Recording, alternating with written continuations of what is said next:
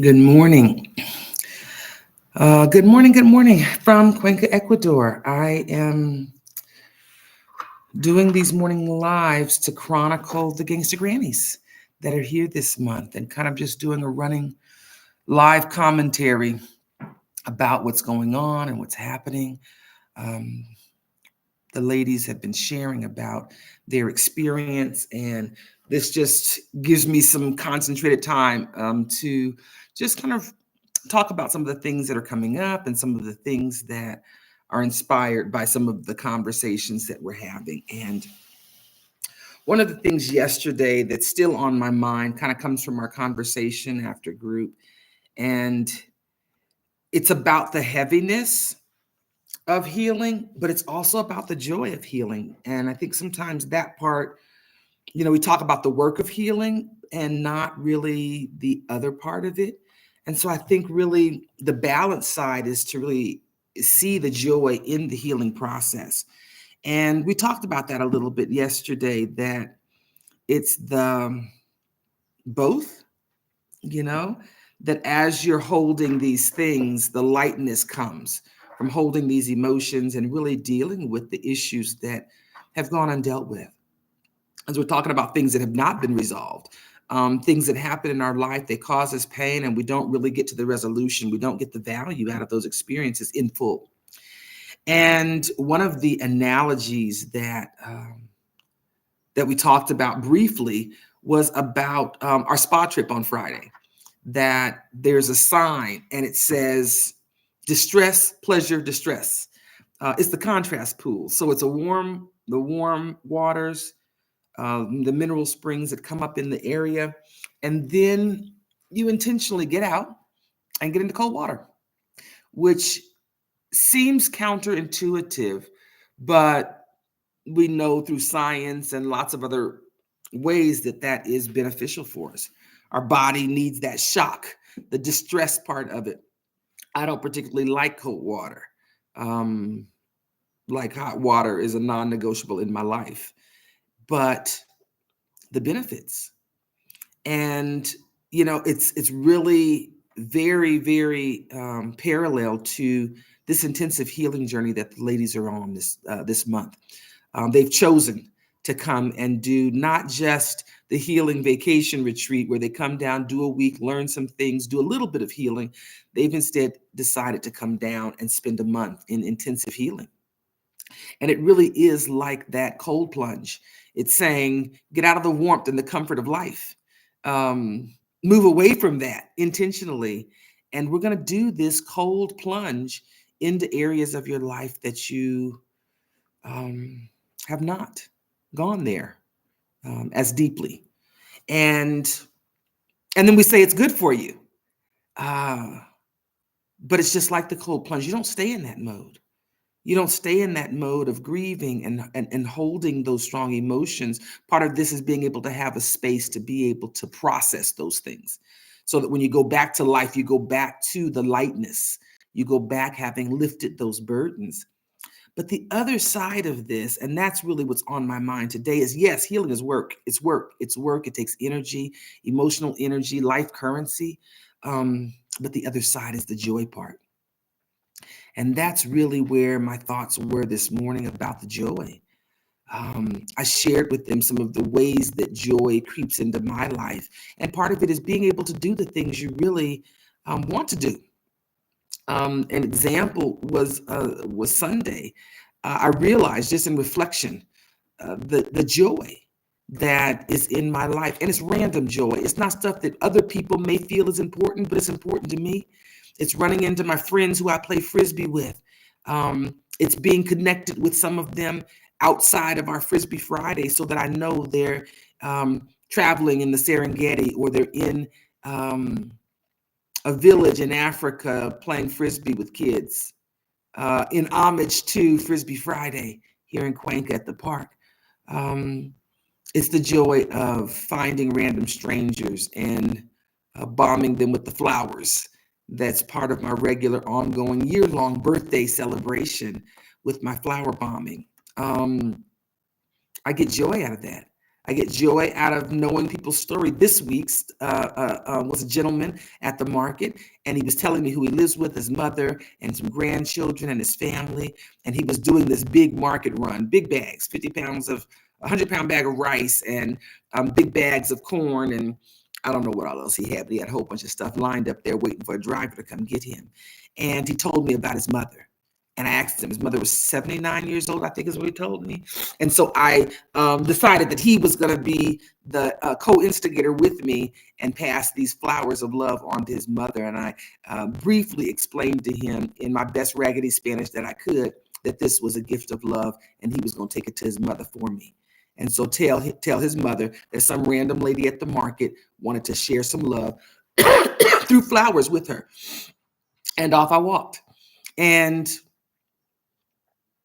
those are things that I don't know if I would have done 20 years ago. I would have been too embarrassed going up to strangers. What does it look like? I would have done some thinking about, will they think that I'm, disparaging them? Are they too poor to buy their own flowers? Or these little flowers, they didn't cost that much and maybe it's not that important or whatever. A whole lot of mental thoughts about it. And part of the healing is about not being ruled by my insecurities, not being ruled by the fears. What will they think? I'm afraid of what they'll think, so I do nothing. And what has happened has been a world has opened up. I hear people talk about parallel realities, and some parts of that I believe are that we live in a world and we get to choose the reality that we see. Doesn't mean that anything different is happening around us, but what we focus on, what we see in that world is very different. And I realize that that too is a choice. The reality that we choose to see, that we choose to focus on is a choice. I choose to focus on things that give me joy. I focus on those things a whole lot more than I focus on things that don't give me joy or things that make me sad. And part of it is I'm very practical. I'm very logical. I'm very much a realist. I see what's happening in the world. And yet in the world around me, it's full of joy. I sit on my perch, AKA my kitchen window, up early in the morning. And this morning I was up, and before even sunrise, I saw people walking in the park, just walking peacefully in the park. Before the sun came up, it was still dark outside. Watching families come and stay all day and play.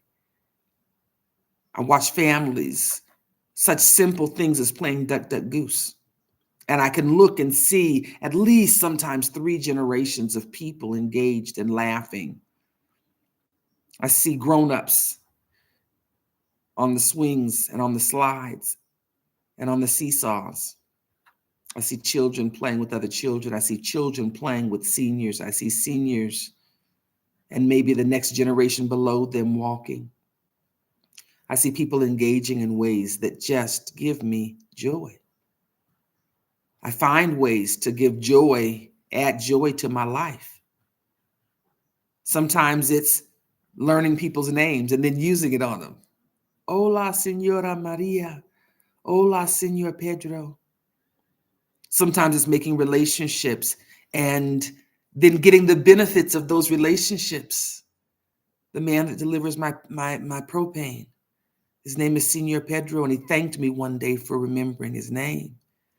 And when he drives by in the morning, in just a friendly kind of way, he looks up at my window.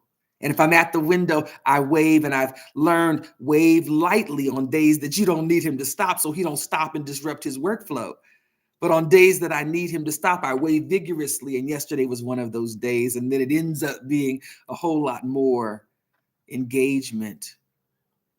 And he hugs me when he leaves. He thanks me for his business. Maybe not for any other reason than genuine appreciation, because there's 4 or 5 gas people that come by in the course of a day. But he knows, because I've told him, I wait for him. I got time to wait for the other ones. If I miss him on one day, sometimes it's 2 or 3 days before I catch him because I'm not at my window or I'm not paying attention when he drives by with the smooth jazz music playing on the truck like an ice cream truck. But like those are the parts of joy that have been opened up because my life is not so full of the fears and the guilt trips and the insecurities that oftentimes are paralyzing. Instead of being in motion, they are things that stop you from being in motion. And that is one of the huge benefits that has come out of this healing journey. And in the past couple of days, the ladies have also shared about that, about the lightness that's coming, and about the space that frees up to be able to say the things you want to say, to do the things in life that you want to do. And I think that really is the goal. Like healing is the first step of a journey. It's not the end. It's why are you healing? Why do you need to heal? And the reality is, what would you be doing if you weren't operating out of your fears and your guilt and the insecurities in your life? The earlier cohort of Gangsta Grannies called it the figs. They're the things that lead to the self-sabotaging behaviors that we put into our life. We do it sometimes. And yes, we do it because of the damage that has happened, but we have the choice and the right to be in control of our lives. We can stop doing the things that traumatize us, but sometimes we stop doing those things and it's just behavior modification. Act right, but transformation hasn't happened. And this is about both. It's about doing what feels right to you, doing what aligns with your values, but it's healing the things that trigger you and make you hesitate to do the things that aren't in your best interest, that aren't loving.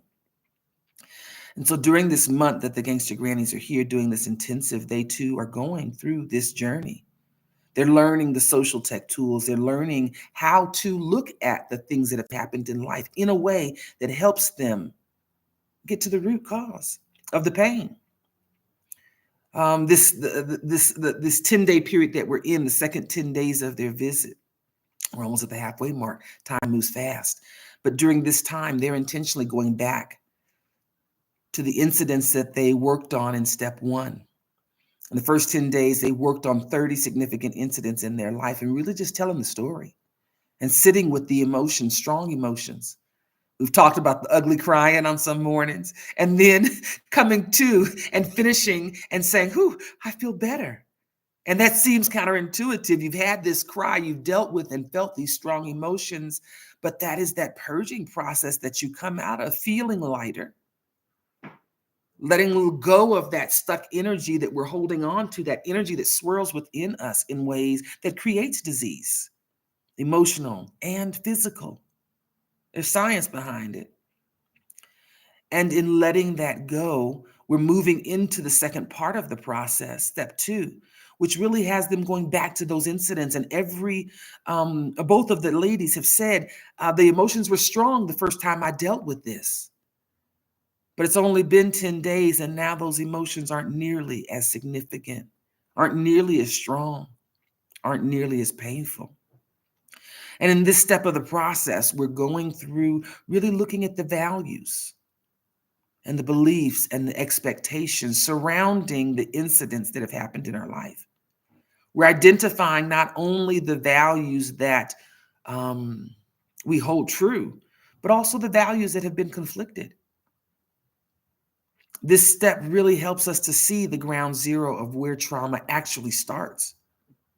We talk about trauma in this kind of nebulous way. It's this thing that kind of happens and we don't really have a full grasp on it. I know this incident created it, but what about this incident was traumatizing? Because if we don't know how to identify it, how do we see it? We begin to feel uncomfortable, and oftentimes that's the indicator that something might be out of alignment with our values. But this process is about, now go there then. What are the values that are being conflicted? And they're not stopping there. After they're doing that, they're looking at the losses. What did this experience create in the way of loss for me? What did it cost? I think one of the videos yesterday, one of our ladies was talking about calculating the cost, the relationships and the situations we've gotten into that have caused harm. What did it actually cost me? How much life currency did it cost me? Because part of that is about understanding the weight that we're carrying, understanding the amount of freedom that it gives us by taking that debt off of our shoulders. It's the stuff that we've carried around in the bags. India already talks about bag lady, real appropriate.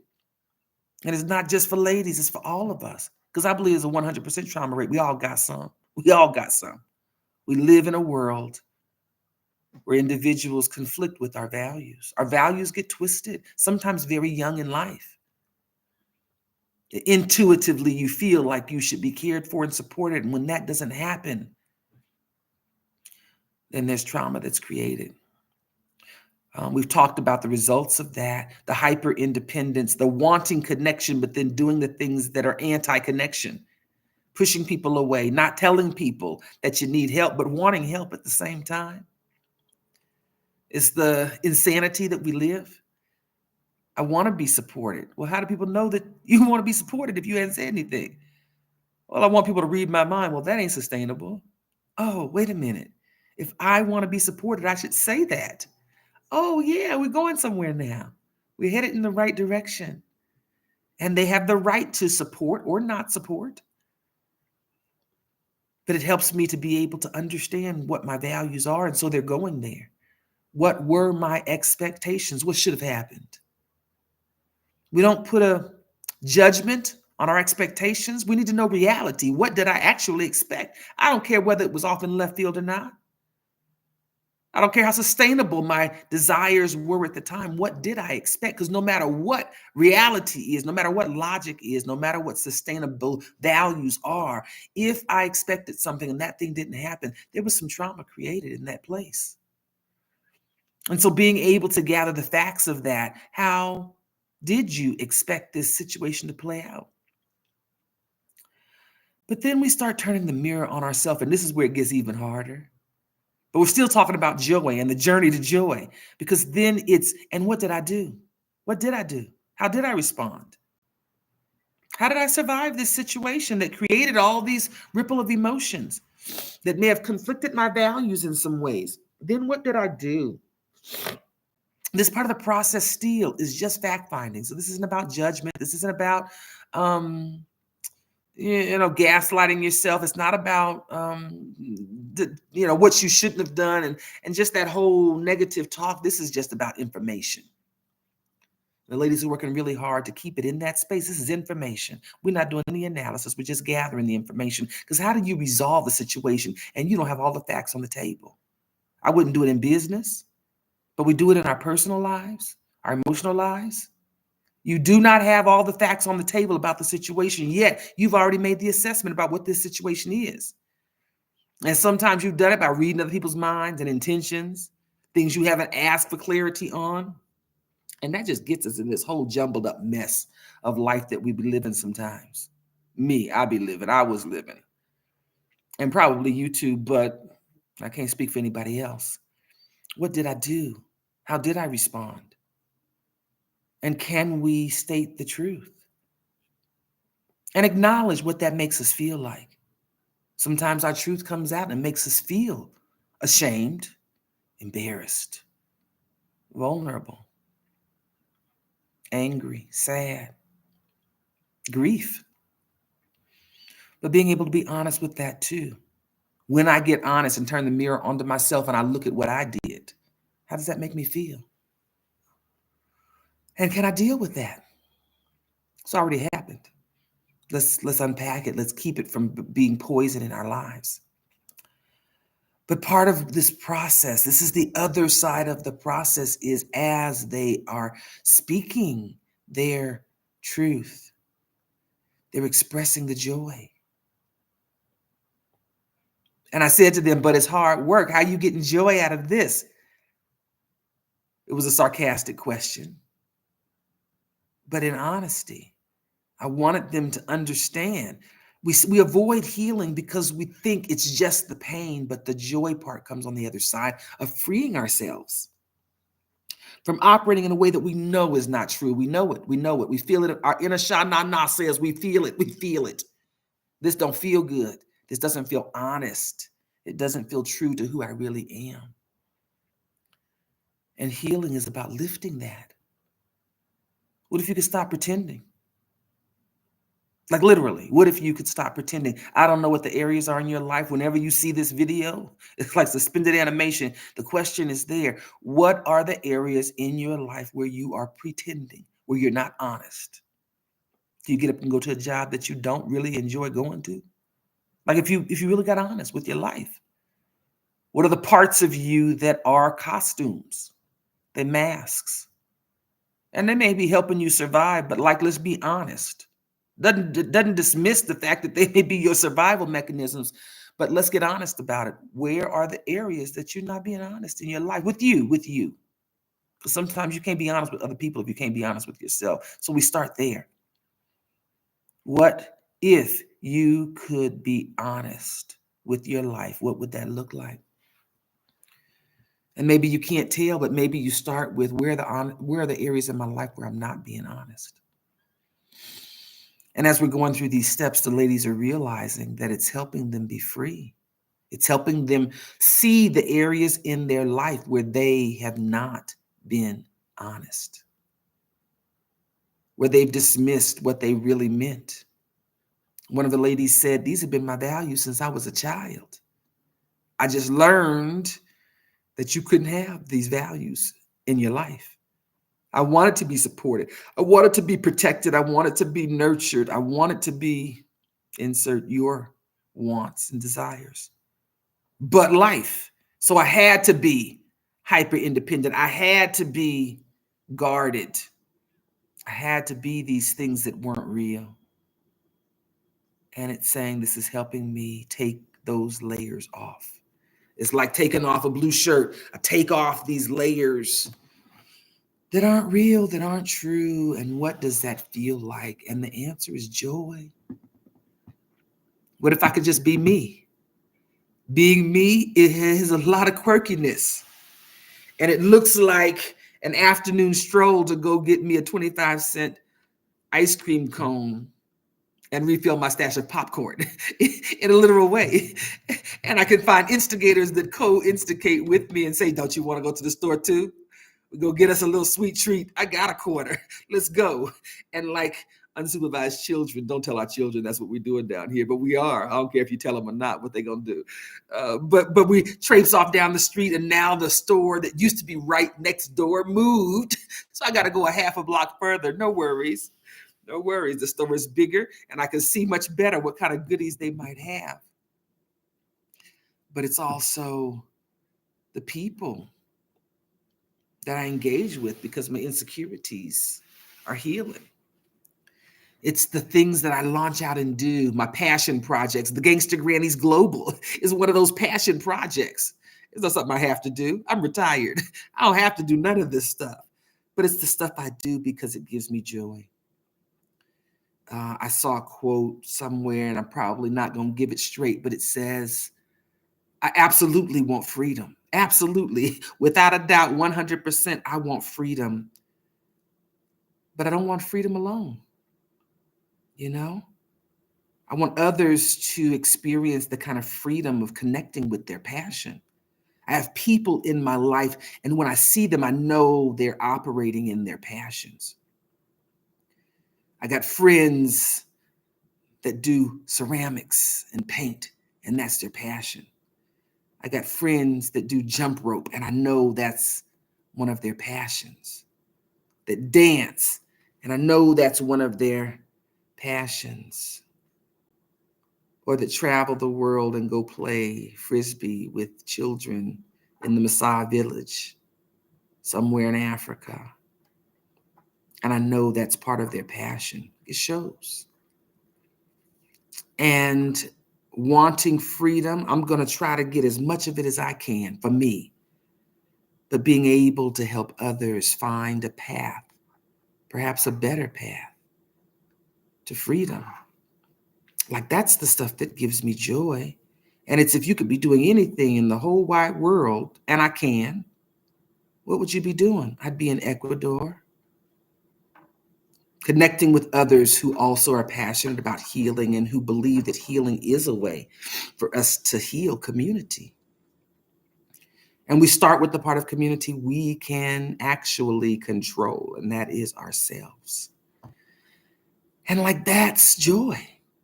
Knowing that you could be doing anything you want to do and then choosing those things that you fill your life with. That is joy. And that's the other side of the work of healing. Every day we honor the work of healing, but it's also honoring the gift that we give to ourselves in healing, and that is creating more space for the things that feel like love and feel like joy in our life. And that's important to me. The ladies have been sharing their journey. I hope you're following them.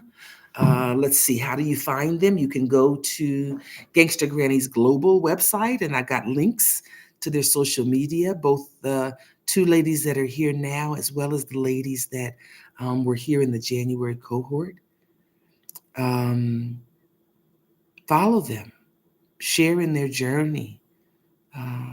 Part of this is about really seeing honestly into someone's healing journey. What does it look like? What are you doing? How are you feeling? How are you maneuvering through this? And so we want you to encourage them.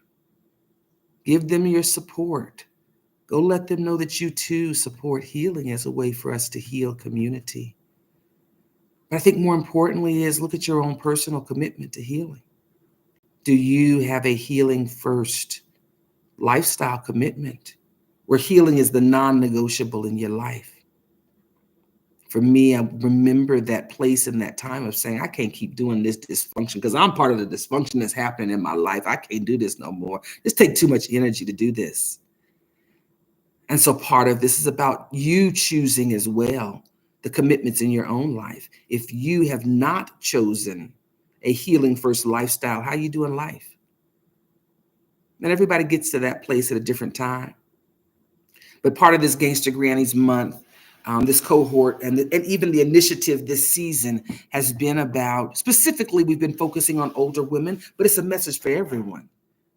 If we have a 100% trauma rate, and we do, I will challenge anybody on that with facts and evidence. If healing is the way for us to move from that place of damage to the place of healing and wholeness, it's not perfection, it's progress. If healing is the thing that helps us get there and we haven't chosen that, then we have to accept the accountability that comes from that. And that's serious in community. If you're not a part of healing community, what part of community are you? It's one thing not to have some answers, but we've got tools.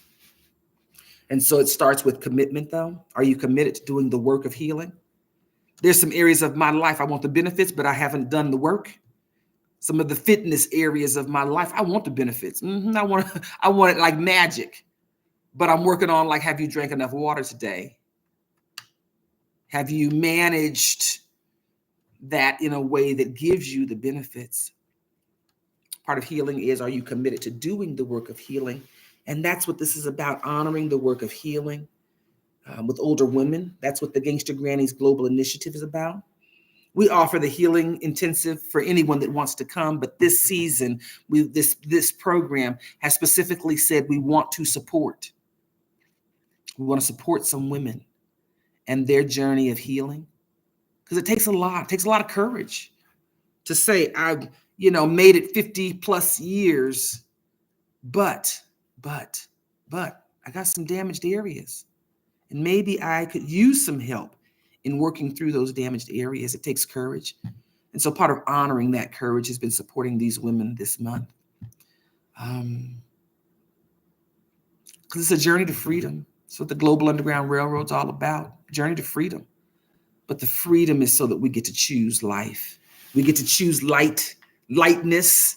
We choose to go through life without carrying and dragging these boulders and bags around. We get to choose to align our lives with things that give us joy.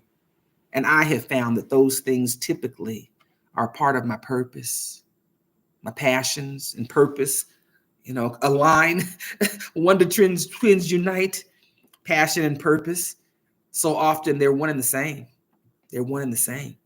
Because in truth, for me, my value system, we get to choose what our value system is. And I've chosen that operating to the best of my ability as LaRahna is my purpose. Whatever comes out of that is my purpose. And so living that, not through the fears and the insecurities and the guilt, but living that through love and truth and honesty is the most important thing I can do. And so it's what's stopping me? Fear, guilt, and insecurity. Well, are you willing to work on that? Well, yep, absolutely. Absolutely. It's worth it. The joy makes it worthwhile. So joy, joy, joy, joy, finding more joy. That's a good mission to be on. So yeah, that's where we're at today. The ladies are moving through the next part of step 2. They're going back through those 30 incidents that we started working on in step 1. Let's see, we're almost at the halfway mark of their time here. So we're excited. I'm excited to see the progress that's happening and just grateful for being a part of this process with them. Grateful for the trust. This truly is a trust the process. Trust the process. Get on a plane, come all the way to Ecuador and trust the process. And so I'm grateful for the trust that they've put into me in holding space for them here at the International Welcome Center. So if you'd like more information about the International Welcome Center, what we offer in the way of training, the healing vacation retreats, the month-long intensives, some of our additional work with intentional community. So those that are looking for long-term transition stays and respite stays, but it's all healing first. If you're not doing the healing, there's a very short time you can come here and be here with us. And that's real as one of those non-negotiables. When we have space, unhosted guests can come stay up to 4 weeks, for all of the other programming. Healing first is a non-negotiable. We've got a healing vacation retreat coming up. Let me not miss an opportunity. The Soul Safari healing vacation retreat is coming up. It's one that's actually on the calendars. We book a lot of the healing retreats here privately. So, you send us a date and we look at the calendar and make sure that we're going to be here and can hold space for you during that time. But we have a healing vacation retreat that's on the calendar for November 6th through the 13th. I'm super excited about that because it will be held in Kitale, Kenya. Same price as coming here to Cuenca. Plane ticket may be a little bit different, but it's the same price. And it's going to have an added benefit of the cultural exchange. There'll be some leaders from the African nations around Kenya. Kenya, Uganda, Rwanda, and Tanzania, I believe, are the 4 locations that we have got leaders in that may be coming from.